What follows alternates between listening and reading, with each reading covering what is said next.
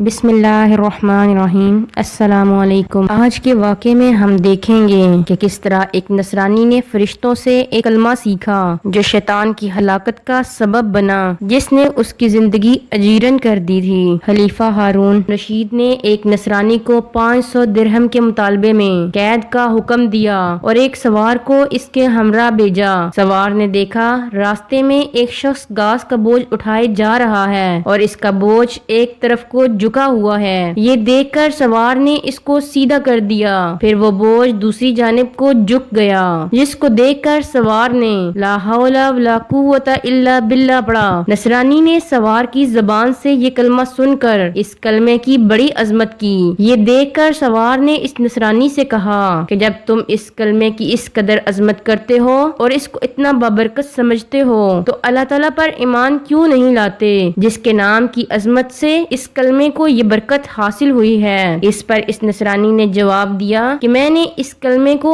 آسمان کے فرشتوں سے سیکھا ہے۔ یہ سن کر سوار کو بہت تعجب ہوا اور سوار نے خلیفہ کی خدمت میں حاضر ہو کر تمام واقعہ بیان کیا تو خلیفہ نے نصرانی کو بلوا کر دریافت کیا، آخر تو نے یہ کلمہ فرشتوں سے کس طرح سیکھا ہے؟ تو اس نے بتایا کہ واقعہ یہ ہے، میرا ایک چچا بہت مالدار تھا اور اس کی ایک حسین لڑکی تھی۔ میں نے اس چچا زاد بہن کے لیے اپنے نکاح کا پیغام دیا، جس کو میرے چچا نے منظور نہ کیا اور اس کا نکاح دوسری جگہ کر دیا۔ چنانچہ شب زفاف میں اس کے شوہر کا انتقال ہو گیا۔ میں نے پھر اس سے نکاح کی درخواست کی، مگر اس نے اب بھی میری درخواست منظور نہ کی اور دوسری جگہ اس کا نکاح کر دیا۔ اس کا وہ شوہر بھی اسی طرح شب زفاف میں بیوی کے پاس گیا تو مردہ پایا گیا۔ پھر تیسرے شخص سے اس کا نکاح ہوا، اس کے ساتھ بھی یہی واقعہ پیش آیا۔ اس کے بعد چوتھی مرتبہ میں نے پھر اپنے عقد کا پیغام دیا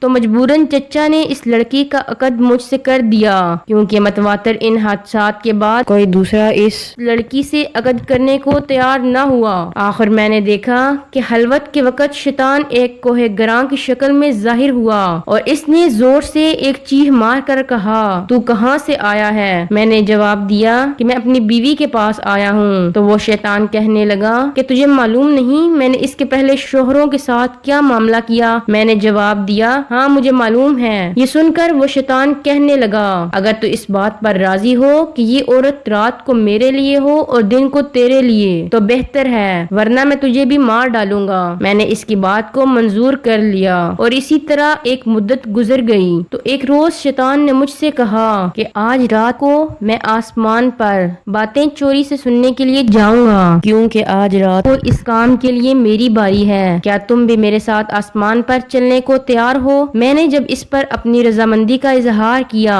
تو شیطان نے ایک بڑے اونٹ کی شکل اختیار کر کے مجھ سے کہا کہ میری پشت پر مضبوطی سے سوار ہو جانا۔ چنانچہ جب میں اس پر سوار ہو گیا تو وہ شیطان ہوا میں اڑنے لگا۔ اتنے میں مجھے فرشتوں کی آواز آئی کہ وہ لا حول ولا قوت الا باللہ کہہ رہے ہیں، جس کو سن کر شیطان واپس ہوا اور مردہ کی طرح زمین پر گر پڑا اور میں بھی اس کے قریب ہی جا گرا۔ جب کچھ دیر کے بعد اس کو ہوش آیا تو کہنے لگا کہ تم اپنی آنکھیں بند کر لو۔ میں نے اپنی آنکھیں بند کر لیں۔ اس کے بعد جب میں نے آنکھیں کھولی تو کیا دیکھتا ہوں کہ میں اپنے گھر کے دروازے پر موجود ہوں۔ پھر جب میں اپنی بیوی کے پاس خلوت میں گیا تو میں نے اس سے کہا، اس مکان میں جہاں کوئی سوراخ ہو یا روزن ہو ان سب کو بند کر دو۔ اس نے ایسا ہی کیا۔ چنانچہ جب رات کو شیطان گھر میں داخل ہوا تو میں نے دروازہ بند کر دیا اور باہر سے دروازے کی طرف منہ کر کے لا حول ولا قوت الا باللہ پڑھنا شروع کیا، جو میں نے فرشتوں سے سن کر یاد کر لیا تھا۔